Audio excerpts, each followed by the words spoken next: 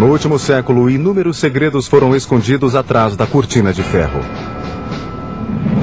O caso em pauta é uma série de incidentes misteriosos que ocorrem há 50 anos e incluem quedas de OVNIs, batalhas aéreas e engenharia reversa nos subterrâneos da mais secreta base militar soviética, Kapustin Yar. Alguns afirmam que essa base foi palco de um incidente misterioso ocorrido em 1948, a espetacular aterrissagem forçada de um OVNI. Era 1948 e de repente um cilindro apareceu sobre a base aérea russa mais secreta. Não há dúvida de que Joe Stalin estava interessado em discos voadores e na tecnologia alienígena. Não acredito em nada facilmente, mas nesse caso sei que OVNIs visitaram Kapustin Yar. Kapustin Yar era uma das instalações mais importantes que os Estados Unidos monitoravam na Rússia. Por trás do arame farpado de Kapustin Yar, revelamos pela primeira vez relatos detalhados e confidenciais sobre a suposta queda de um OVNI. Teria a pesquisa que se seguiu ao incidente ajudado os soviéticos a vencer a corrida espacial? Tenho certeza de que os russos aplicaram a engenharia reversa em tudo o que encontraram, não me importava se fosse americano, alemão ou alienígena. Apresentaremos fotos inéditas de reconhecimento dessa base secreta. Essa foi a primeira imagem vista por pessoas fora da comunidade de inteligência. Examinaremos o centro subterrâneo de pesquisa de OVNIs de Kapustin Yar. Esconderam as instalações mais secretas dentro da base secreta. O incidente ocorrido em Kapustin Yar em 1948 permanece um enigma soviético. Um evento crucial que os pesquisadores de OVNIs ainda chamam de Roswell russo.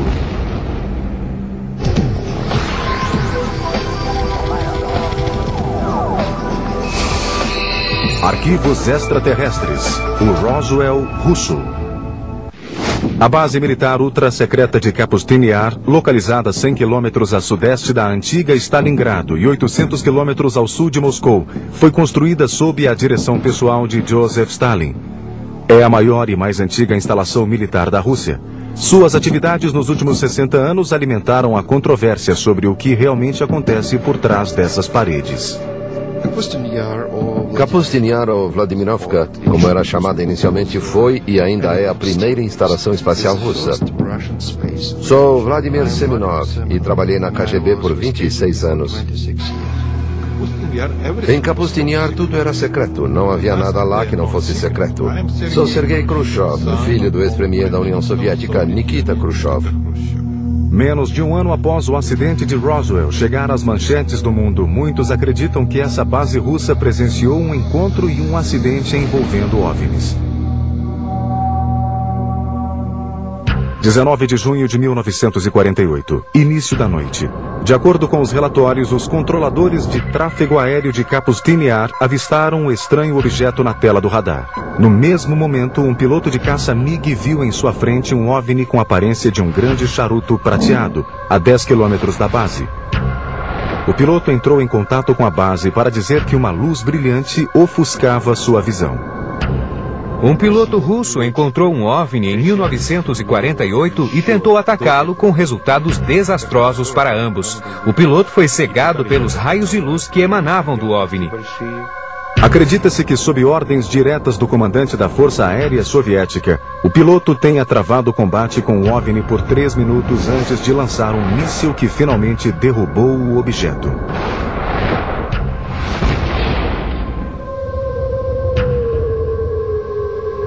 Mas, diferentemente de Roswell, esse incidente não chegou aos jornais.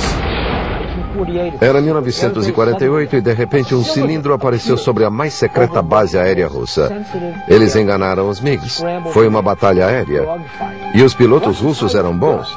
Imagine um avião ficando em cima daquela aeronave. O MiG lançou os foguetes, mas a arma com feixe de partículas guiadas explodiu o MiG e ambos caíram. Os relatórios sugerem que o piloto, ofuscado pela luz, tentou recuperar o controle do MiG, mas foi atingido pelas armas do objeto e pereceu junto com o avião. O que os alienígenas usaram? O que dispararam? Deviam estar usando uma arma de feixe de partículas. Sabemos o que o MiG utilizou, coisas que os russos utilizavam na época. O MiG disparou suas armas, lançou seus foguetes e utilizou sua última versão de míssil. De alguma forma, o MiG conseguiu romper o invólucro antigravidade que cercava a aeronave. O objeto com forma de charuto não pôde mais voar e caiu. As equipes de resgate russas ficaram eufóricas com a captura da primeira nave espacial. Eles a pegaram e a levaram para o subterrâneo, para Zitkur, e o programa espacial russo começou. Sou Bill Burns e sou editor da revista UFO.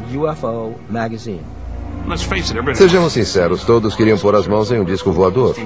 É um sistema maravilhoso de ataque e defesa. Sou Stanton Friedman, físico nuclear, professor acadêmico e ufologista. Esse acidente de 1948 foi um dos muitos eventos estranhos que transformaram Kapustin-Yar em uma versão mais mistificada do Roswell americano e da Área 51. Os soviéticos queriam o que nós já possuíamos. Tínhamos o acidente de Roswell. Tínhamos um depósito tecnológico resultante de Roswell no início dos anos 60. Os russos não tinham isso. Como conseguir essa tecnologia? Ela não cai do céu, é preciso ir atrás dela. Os russos foram atrás dela embarcando em missões suicidas. Fizeram de tudo para que os pilotos dos MiGs derrubassem uma nave espacial extraterrestre. Era um vale-tudo. Desde que foi construída, no início de 1940, Kapustin-Yar está cercada de sigilo. Os melhores pesquisadores, cientistas e especialistas militares da União Soviética eram enviados para lá para desenvolver armamentos e tecnologia ultra-secreta para a Guerra Fria. Eu sei tudo porque passei meses e anos em Kapustin-Yar, trabalhando em mísseis cruzadores que haviam sido projetados para os submarinos soviéticos afundarem os porta-aviões americanos. Kapustin-Yar era uma das poucas instalações das quais a inteligência americana tentava obter imagens. Lá eram testados mísseis terra-ar, mísseis balísticos terra-terra e também eram testados mísseis cruzadores. Os 3 testes aconteciam no mesmo local, então era um alvo importante da inteligência americana. Na verdade, o prédio da base era tão sigiloso que quando uma pequena cidade foi considerada próxima demais pelos militares soviéticos, seus moradores foram evacuados e a cidade foi eliminada. O nome da cidade era Zitkur. Zitkur era uma pequena cidade a poucos quilômetros do complexo de testes de Kapustin-Yar. Provavelmente os russos devem ter decidido que o povo podia ver o que era testado na base e que seria melhor extinguir a cidade. Muitos pesquisadores acreditam que o nome Zitkur foi posteriormente designado ao Centro Subterrâneo de Pesquisa de OVNIs de Kapustin-Yar. Acredita-se que em Zitkur e em Kapustin-Yar há um depósito de OVNIs e cadáveres dos visitantes e dos membros da tripulação. Zitkur equivale ao que a Área 51 representa para a base da Força Aérea de Nellis em Groom Lake, Nevada. Vários países possuem diversos locais para onde levam sua tecnologia alienígena. Lá eles tentam decifrá-la, compreendê-la e tentam aplicar a engenharia reversa. Muito antes do acidente, em 1948, a área próxima a Kapustin-Yar e outros lugares da Rússia foram palco de estranhos encontros com OVNIs muito bem documentados. Alguns são anteriores à Rússia, tal qual. A Rússia é uma terra enorme e os OVNIs são vistos sobre seus territórios há milhares de anos. Sou Paul Stonehill, coautor de UFO USSR. Um OVNI foi visto em 950 a.C. por um viajante estrangeiro chamado Iban Fetland. Ele e seus companheiros viram objetos estranhos nos céus e os assustaram terrivelmente. Mas os moradores riram deles e disseram que viam com frequência batalhas aéreas, seres lutando entre si, aeronaves estranhas, coisas parecidas com uma cena de Guerra nas Estrelas, de um filme moderno. Eram coisas incríveis. A lenda diz que as batalhas aéreas que se desenrolavam nos céus encorajavam os guerreiros árabes a derrotar os inimigos durante a batalha do dia seguinte. No século XVII, a Rússia vivenciou uma série de aparições de OVNIs. As testemunhas descreveram esses objetos como bolas de fogo com formato de cometa. O incidente mais famoso foi o de Rabozyera, quando um disco bem diferente, enorme, um disco em chamas, apareceu na região dos lagos russos ao norte. Uma testemunha relatou o que havia visto. No dia 15 de agosto de 1663, um grande estrondo soou nos céus e, ao meio-dia, uma enorme bola de fogo caiu sobre Rabozyera. A esfera lançou 2 feixes fumegantes. O objeto foi do sul para o leste e estava a cerca de 500 metros de distância quando desapareceu. Mais tarde, ele retornou e ficou sobre Rabozyera por 1h30, enchendo de temor aqueles que o viam. Esse relato também conta em detalhes que um pescador foi queimado pelo lago em chamas e que peixes reluzentes pulavam da água para a terra para escapar da ameaçadora bola de fogo. Histórias como a de Rabozyera eram comuns na Rússia pré-revolucionária e também na Europa. Quando falamos especificamente das aparições ocorridas no território da União Soviética, as porcentagens são muito altas. Mais de 50% dos OVNIs avistados foram descritos como tendo a forma de uma esfera em chamas. Outra aparição extraordinária ocorreu em Moscou em 1892. O relato de uma testemunha foi publicado em 17 de março do mesmo ano em uma edição do jornal russo Svet. A coluna de luz foi direcionada para a Terra, criando feixes de luz coniformes da cor do fogo. A claridade era considerável e podia ser comparada à de uma lâmpada elétrica de rua. O ponto de onde os raios eram lançados não se moveu em nenhum momento e os raios ficaram visíveis por 20 a 25 minutos. Enormes bolas de fogo foram vistas nos céus da Rússia por séculos. Mas não houve nada maior nem mais devastador do que o evento que destruiu a floresta de Tunguska em 1908. É claro que surgiu uma teoria de que não era um cometa, não era um meteorito, que era na realidade uma nave espacial.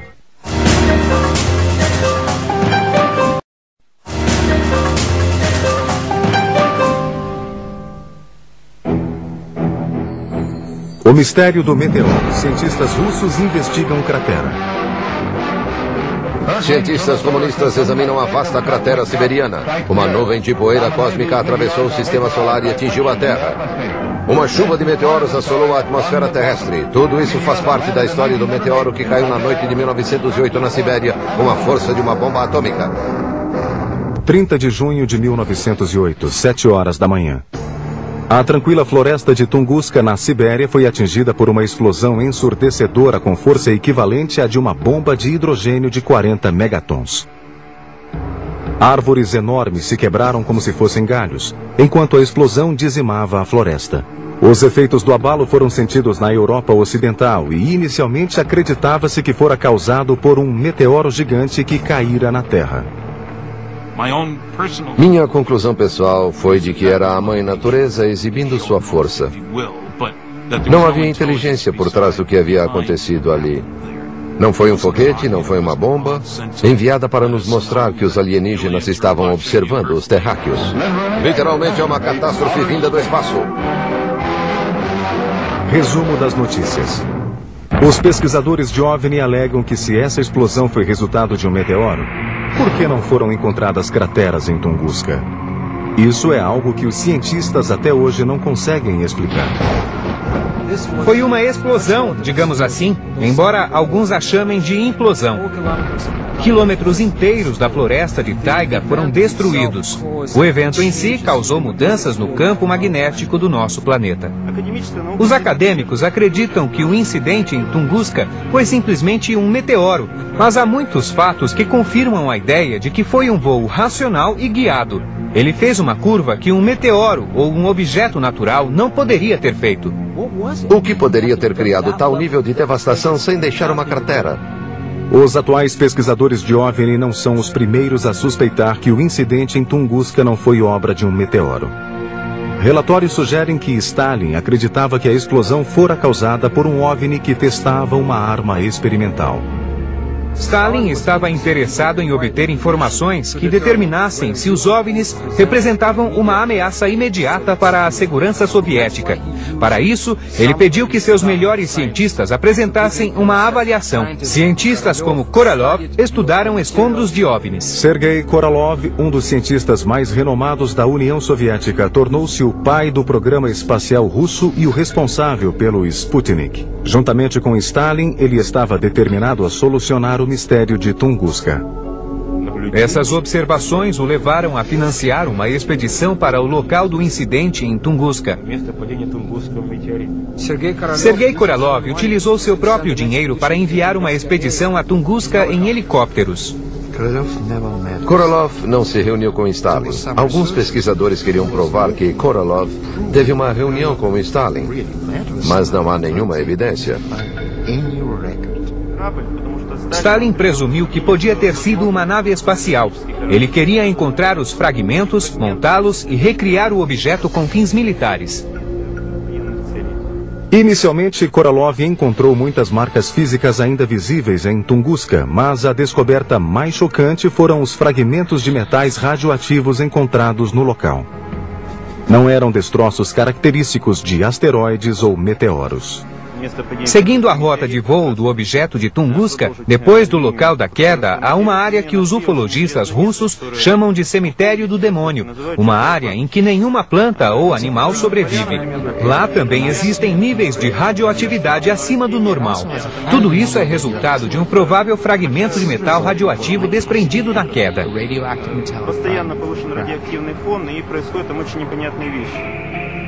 Os níveis de radiação estavam lá e os meteoros não caem com tal nível de radiação. Então, uma das histórias diz que uma nave-mãe explodiu. Acredita-se que Korolev confessou a Stalin que o incidente em Tunguska fora de fato causado por um OVNI e que fragmentos dele ainda estariam espalhados pela área. No entanto, no relatório oficial ultra secreto, Korolev teria contado uma história bem diferente. A declaração oficial foi de que Tunguska fora resultado de um meteoro gigante. A ideia era que se a informação estivesse de acordo com a burocracia, tudo bem, senão ela era negada. Para onde foram levados os fragmentos radioativos de Tunguska? Alguns acreditam que as provas foram levadas à base subterrânea de Kapustin Yar, Zitkur. Vários países possuem diversos locais para onde levam sua tecnologia alienígena. Os soviéticos a depositavam em Zitkur, que era o local onde poderiam estudá-la, tentar entender sua tecnologia e descobrir como utilizá-la. E é claro que a segurança nessas bases tinha ordens para matar invasores. Será que os cientistas que trabalhavam no laboratório subterrâneo de Zitkur utilizavam os destroços do OVNI para aperfeiçoar o programa espacial e de mísseis antiaéreos? Eles tinham alguns homens que comandavam o projeto e impulsionaram o programa espacial. Sir Fred Kulik, da Caltech, o chefe do programa espacial, tinha ligação direta com Stalin e depois com Khrushchev. Há relatos de que já na Segunda Guerra Mundial, os militares soviéticos ordenavam que os pilotos de MiG derrubassem OVNIs para que pudessem vencer os americanos na busca por tecnologia alienígena. Logo depois ocorreu o incidente do Roswell russo em 1948. Isso nos mostra dois interesses em relação aos OVNIs. Primeiro, queriam a nova tecnologia para superar a tecnologia de voo inimiga. E segundo, precisavam se precaver contra as armas utilizadas pelos OVNIs. De qualquer forma, era preciso abater as naves. Quando descobriram que destroços de Tunguska e do incidente de 1948 eram estudados em Zitkur, os inimigos da Rússia ficaram intrigados com o que poderia estar acontecendo na superfície e nos subterrâneos da base militar ultra-secreta. A CIA tinha agentes na União Soviética nos anos 50 que haviam informado sobre os OVNIs. A CIA estava muito interessada no que estava acontecendo na União Soviética. No início da Guerra Fria, a base soviética de testes militares de Kapustin Yar tornou-se foco de atividades secretas que envolviam testes de armas avançadas, mísseis e foguetes. Após a Segunda Guerra Mundial e a criação da bomba atômica, os russos ainda não haviam conseguido construir armas atômicas menores. Então tiveram de fabricar foguetes grandes para carregá-las. Nós ainda tínhamos foguetes de tamanho considerável, mas podíamos fazer armas menores. Desde o início, os russos visualizavam foguetes grandes. E isso foi vantajoso para o programa espacial. Os russos possuíam um documento assustador em um dos 20 arquivos que analisei. Ele afirmava que os russos haviam feito mais progresso em 18 meses no desenvolvimento de armas nucleares e nos métodos de lançamento do que se previa para os 5 anos seguintes. E isso foi em 1951. No início dos anos 50, rumores de atividade alienígena e experimentos em Kapustin-Yar transcenderam as fronteiras soviéticas. Essa notícia alarmante teria levado os americanos a descobrir de uma vez por todas se os soviéticos haviam capturado tecnologia alienígena. Kapustin-Yar e Zitkur eram prioridade da vigilância militar americana, assim como a Área 51 e as bases aéreas de Wright-Patterson e Los Alamos eram prioridade da vigilância militar russa. Tim Brown é analista sênior da GlobalSecurity.org e especialista em interpretação de imagens de satélite ultra-secretas para agências governamentais e particulares. Kapustin-Yar estava entre as principais instalações que o serviço de inteligência americano monitorava na Rússia, e isso fica claro pelo volume de documentos que mostram um interesse constante pelo que acontecia na base. Logo depois que os Estados Unidos desenvolveram a máquina de espionagem mais sofisticada até hoje, o avião de espionagem U-2, ele saiu em sua primeira missão para Kapustin-Yar.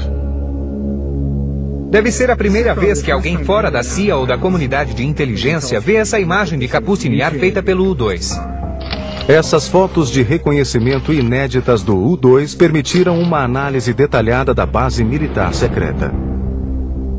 As imagens que reunimos para o projeto mostram diferentes atividades no local de testes em momentos distintos. Os russos testavam mísseis e treinavam as tropas. Havia exercícios preparatórios e testes de lançamento ocorrendo na instalação o tempo todo.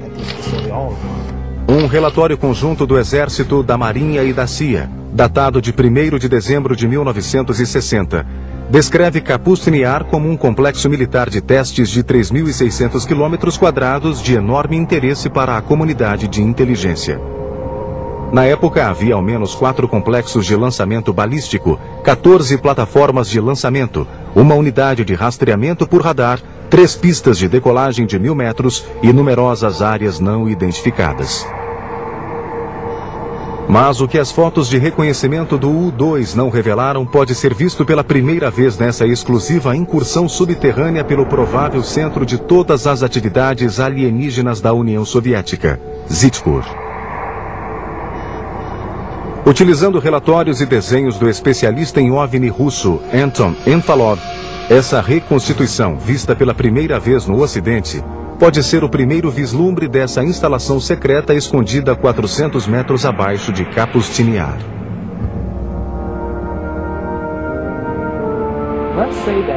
Se tivéssemos a oportunidade de conhecer o laboratório de OVNI russo mais secreto que existe, veríamos que não é ultra sofisticado nem super iluminado. É úmido, escuro, lúgubre. É extremamente compartimentado como um shopping subterrâneo. A diferença é que lá há várias salas onde uma tecnologia estranha é desmontada e remontada. Em uma divisão são realizadas autópsias de cadáveres alienígenas, em outra, reconstruções de motores. Há máquinas fantásticas que são usadas para testar alguns componentes. E, finalmente, há hangares subterrâneos imensos. O que impressiona é que lá não há aviões. Há aeronaves com formato cilíndrico em vários estágios de deterioração, porque são destroços, e vão passar pela engenharia reversa. É isso o que veríamos na base. Seria esse o local secreto para onde foram levados os destroços do Roswell russo de 1948 e os fragmentos do OVNI de Tunguska? Não posso negar os rumores dos chamados OVNIs capturados. Os soviéticos tentaram recuperar fragmentos perdidos dos testes secretos. Para eles, seria conveniente dizer que haviam capturado um OVNI, que possuíam um OVNI. Mas por que manteriam um sigilo tão grande a respeito dos OVNIs? Essa instalação experimental fortemente protegida e especializada em engenharia reversa fora projetada para destruir os Estados Unidos? Kapustin-Yar era utilizada para o desenvolvimento de foguetes, aeronaves, armamentos, armas a laser. Então precisavam de forte segurança, uma boa estrutura para os cientistas e instalações para computadores. Portanto, é bem provável que realizassem a pesquisa avançada sobre OVNIs lá. Não com um, mas com vários OVNIs. Seria o mais natural. E é claro que haveria bases subterrâneas, pois era preciso se proteger contra aeronaves invasoras, como o U-2. Outro aspecto misterioso de Kapustin-Yar são os estranhos padrões no chão. Stalin e Korolev teriam posicionado esses padrões estrategicamente para atrair OVNIs para a base? Alguns pesquisadores acreditam que os russos teriam emprestado essa ideia de antigas civilizações, cujas pirâmides construídas em formatos e padrões geométricos atrairiam habitantes de outros mundos. Observando o Kapustin-Yar dos céus, podemos ver diversas instalações, marcas e padrões que, para o olho inexperiente, parecem de outro planeta e não da Terra. Mas eles lembram algo que poderíamos ver na América do Sul, na cultura maia ou talvez nos círculos das colheitas. Entre os relatos de quedas de OVNI e a pesquisa ultra-secreta, como os soviéticos exibiam seus avanços em Kapustin-Yar? Essa é uma data para os jovens russos se lembrarem. 4 de outubro de 1957, quando foi lançado o primeiro satélite terrestre, o Sputnik. Em 4 de outubro de 1957, o programa espacial soviético lançou em órbita o primeiro satélite artificial do mundo. Na história da Terra, nenhum outro evento captou a imaginação de tantas pessoas como esse primeiro passo em direção ao espaço. 4 anos mais tarde, os russos venceram os americanos mais uma vez ao levar Yuri Gagarin ao espaço no primeiro voo tripulado a orbitar a Terra. 2 façanhas que colocaram a União Soviética bem à frente na competitiva corrida espacial. Fomos os primeiros nesse e em todos os passos seguintes no espaço. Eu diria que ficamos à frente dos americanos por quase 10 anos. Os soviéticos ultrapassaram os americanos. Primeiro homem no espaço, primeira mulher no espaço, primeiro passo, primeiro encontro no espaço, primeiro acoplamento no espaço. E assim por diante até 1981, quando o ônibus espacial foi lançado. Tenho certeza de que os russos aplicaram a engenharia reversa em todo objeto que conseguiram capturar, quer fosse americano, alemão ou alienígena.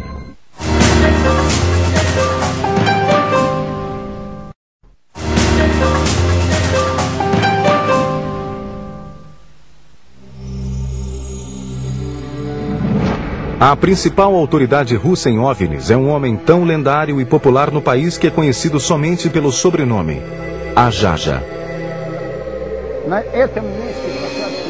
É a primeira vez que um grupo americano filma esse local de aterrissagem de OVNI.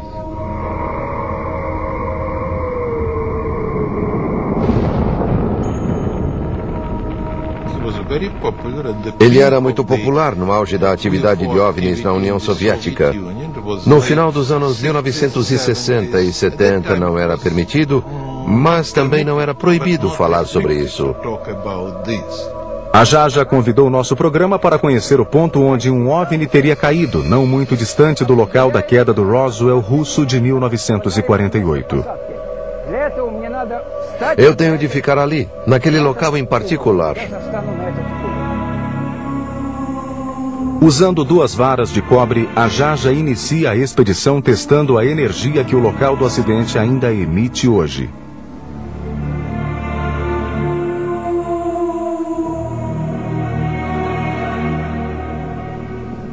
Aqui está, um sinal negativo, bem ali, lá embaixo.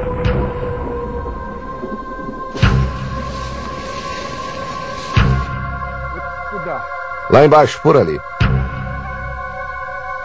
Aqui neste lugar ocorreu a aterrissagem forçada de um disco voador. Primeiro vou passar pelo meio. Depois andarei perpendicularmente e depois passarei na diagonal. É aqui que a divisa começa. Muito bem, estou indo para o centro. No centro vemos que várias plantas crescem. Estão compactas. Mas o mais importante é que aqui apresenta um sinal positivo. Agora vamos em direção à divisa. E o sinal é neutro. E aqui é outra parte da divisa. Daqui até lá. Agora vou me afastar do centro em direção ao outro lado. A Jaja atravessa o contorno de 30 por 6 metros do OVNI com formato de charuto que teria caído aqui em 1961. De novo, vamos voltar. Aqui apresenta um sinal forte e poderoso. Vê como está se movendo? É fortemente positivo. Vamos voltar. Negativo. Aqui, está vendo? Aqui é a divisa. Existe um ponto ali, outro ponto ali, um terceiro e um quarto pontos.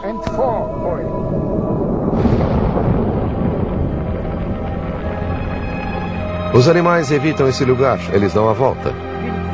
O gado não pasta aqui. Sim, existe uma energia desconhecida que afeta as pessoas de modo negativo, como as experiências já mostraram.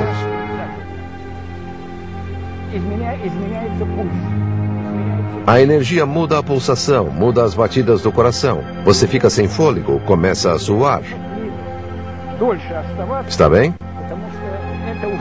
Não recomendo que fiquem aqui por muito tempo porque já é prejudicial. Venham. Vamos embora. Vamos para um local normal, onde nenhuma força desconhecida vai nos influenciar nem agir sobre nós. O relato de Ajaja sobre a queda desse OVNI foi sustentado por uma moradora da aldeia vizinha de Shodnia, que, como ele, afirma ter visto o acidente da janela de sua casa, a menos de 200 metros de distância do local. Era por volta de 16 ou 17 horas e, de repente, minha mãe gritou: "Veja aquilo! É um tipo de bola, uma esfera, e passou voando. Deve ser um disco voador." E era uma esfera grande, brilhante e vermelha que havia sobrevoado esta região. A esfera foi por ali, passou pelos trilhos de trem e desceu pelo vale do rio Skudnia, lá embaixo, e passou pelo rio. Especialistas como Ajaja acreditam que eventos relacionados a OVNIs, como este incidente e o do Roswell russo de 1948, abriram uma caixa de Pandora sobre Kapustin Yar, iniciando uma guerra nos céus da Rússia. Os pilotos recebiam ordens da base para defender o espaço aéreo e derrubar os OVNIs. Em outras ocasiões, os OVNIs executavam ataques aterradores. O que me intriga em relação aos russos são as supostas batalhas aéreas entre OVNIs. Já li vários relatos sobre isso, sobre muitos deles travando batalhas aéreas.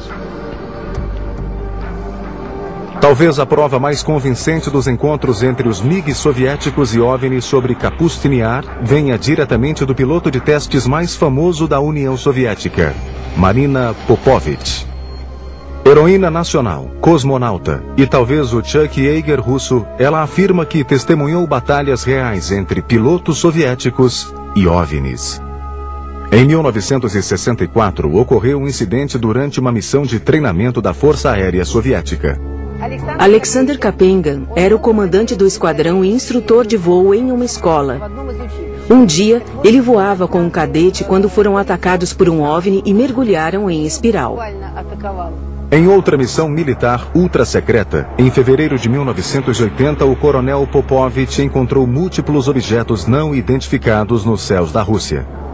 Eu vi 3 bolas de fogo, 3 luzes incríveis de formato triangular e vi quando elas desapareceram. Outro piloto de caças MiG, o coronel Vyatkin Lev Mikhailovich, concordou em fazer um relato pessoal inédito para nossas câmeras. 7 de agosto de 1967. 18 horas e 30 minutos. O coronel Mikhailovich reportou que seu MiG fora momentaneamente capturado em pleno voo por um OVNI. Eu fazia uma manobra para a esquerda. De repente vi uma luz em cima de mim. Um enorme disco começou a me iluminar lentamente. Só tive tempo de inclinar o avião, mas a asa atingiu um raio de luz. O avião tremeu e os ponteiros e instrumentos começaram a se mover sem parar, como se um raio de luz se dissolvesse em pequenos pontos de luz. Fiquei muito surpreso quando meu técnico disse que a asa do avião estava brilhando. Depois, a asa esquerda ficou brilhando por uma semana inteira no hangar. A asa foi lavada com querosene e logo o brilho desapareceu. Felizmente, o encontro do coronel Mikhailovich com o OVNI sobre os céus de Kapustin Yar nos anos 60 não terminou tragicamente como o famoso encontro de 1948 nos mesmos céus. Não, eu não estava assustado, estava intrigado. Fiquei impressionado que um raio de luz fosse tão duro, porque eu senti o impacto. Relatos de aparições de OVNIs vindos de civis e militares continuavam a inundar o governo soviético, e a KGB se ocupava de encobrir os fatos, silenciando os envolvidos e censurando a imprensa. Mas, enquanto isso, a agência de espionagem criava um relatório sobre a atividade alienígena na União Soviética chamado Arquivo Azul da KGB. Os americanos nunca entenderão isso, porque era preciso estar dentro da KGB para saber o poder que ela possuía.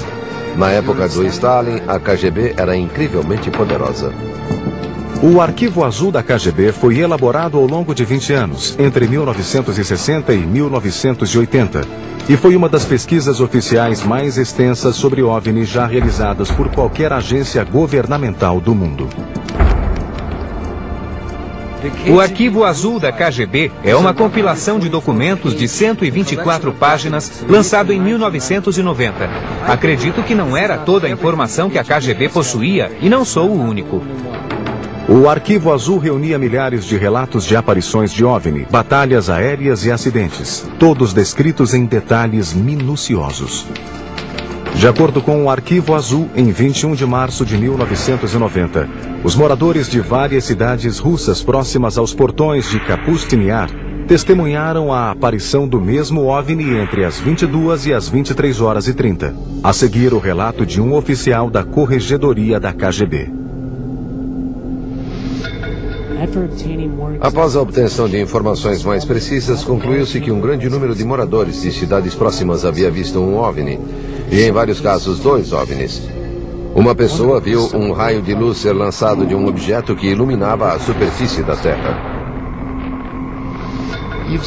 Se existiam tantos rumores e histórias sobre OVNIs, cedo ou tarde, o governo iria pedir uma explicação ao serviço de inteligência. E a KGB tinha de criar um arquivo com todas as declarações das testemunhas que viram ou pensavam ter visto um OVNI. Seria possível que o incidente de 1990 fosse um simples teste militar lançado da base de Kapustin Yar? Ou seria mais um incidente envolvendo OVNIs?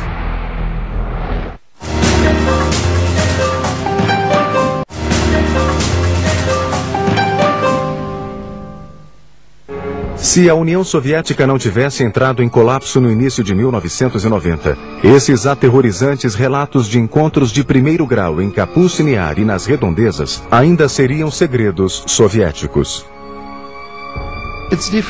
É diferente porque a época é outra. Se falássemos com uma geração mais velha, sim, é claro, não há dúvida. Mas hoje é totalmente diferente. É outra geração agora que vive em outra sociedade e tem muito mais liberdade.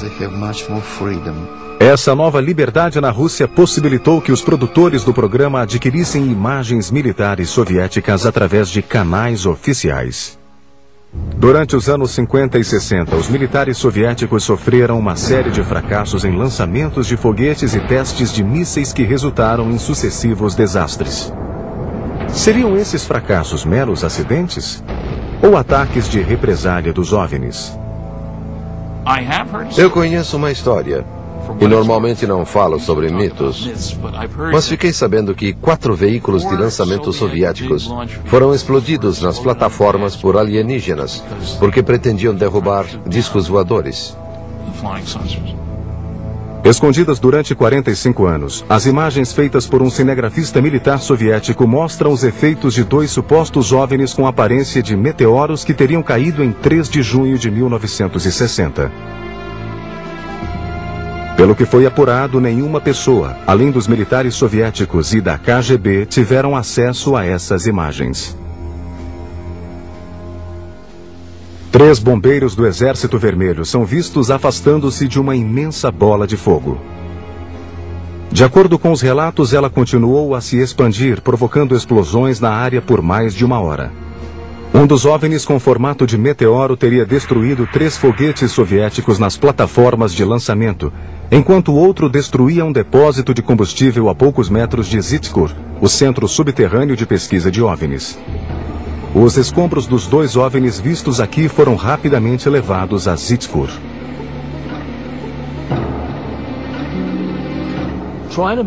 Imagine que a Terra fosse uma colônia subdesenvolvida. Assim como os Estados Unidos e a União Soviética lutaram por territórios, travaram guerras políticas, se os alienígenas quisessem nossos recursos, lutariam pela Terra, tal como americanos e soviéticos disputaram territórios depois da Segunda Guerra Mundial. Como esses eventos chocantes foram mantidos longe do público por tantos anos? Na época de Stalin e no início do período pós-Stalin, tudo era controlado. E não podíamos falar sobre isso. Na época de Stalin, seríamos mandados para a prisão.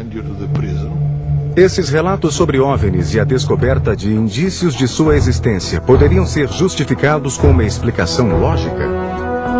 Ou será possível que estranhos eventos realmente aconteçam na Rússia? Um jornalista de um dos maiores jornais americanos afirma que sim. Em maio de 2005, a agência do Los Angeles Times em Moscou recebeu a informação de que um lago a 3 horas de Moscou havia desaparecido. Fomos até lá porque soubemos que o lago tinha desaparecido. De início, eu não queria me aprofundar, porque um lago não desaparece assim. Kim Murphy visitou o local dias mais tarde, e a matéria foi publicada na primeira página do jornal em 27 de maio de 2005. Fomos até lá e encontramos um buraco enorme no chão. A única testemunha que viu o que aconteceu nos disse que havia descido até o lago e que havia um redemoinho, como quando a água desce pelo ralo. O lago girava em um círculo enorme e tumultuoso. Girava e girava e logo desapareceu.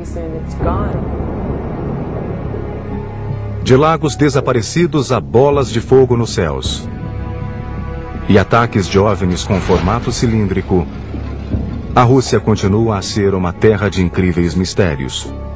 Atividades ultra-secretas continuam a ocorrer até hoje em Kapustin Yar e Zhitkur. A base ainda é um potente para-raios de atividade alienígena.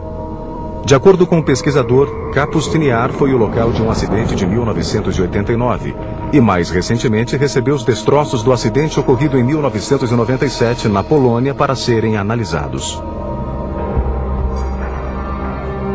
Recentes decisões políticas do presidente russo Vladimir Putin provocaram críticas do Ocidente de que ele estaria fechando novamente a cortina de ferro sobre a vibrante Rússia atual. No dia a dia, as pessoas estão convencidas e temerosas de que a Rússia de Putin é muito mais autoritária do que a Rússia de Yeltsin. Eu sei que informações sobre OVNIs não estão disponíveis na Rússia tão facilmente como estavam antes. Não há possibilidade de controlar segredos em uma sociedade aberta. Putin veio da KGB. Ele sabe que muitas informações e tecnologias valiosas vão para o setor privado.